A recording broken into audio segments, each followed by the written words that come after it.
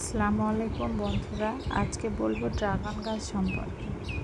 Dragon গাছ মূলত cactus জাতীয় গাছ। মাটিতে, টবে দু জায়গাতেই আপনারা ড্রাগন চাষ করতে পারেন।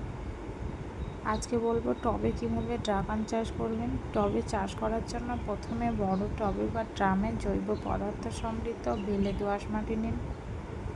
এরপর চারা রোপণ করে নিয়মিত জল দিন, তবে খেয়াল রাখবেন যেন মাটিতে অতিরিক্ত জল না জমে।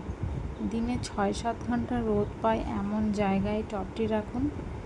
গাছে নিয়মিত সার প্রয়োগ করুন এবং অপ্রয়োজনীয় ডালপালা ছেঁটে দিন যাতে আলো বাতাস চলাচল করতে পারে।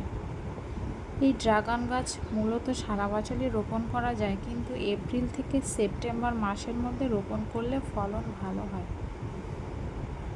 ড্রাগন গাছে ভালো ফল পেতে হলে নিয়মিত জল দিতে হবে এবং ১ বছর পর্যন্ত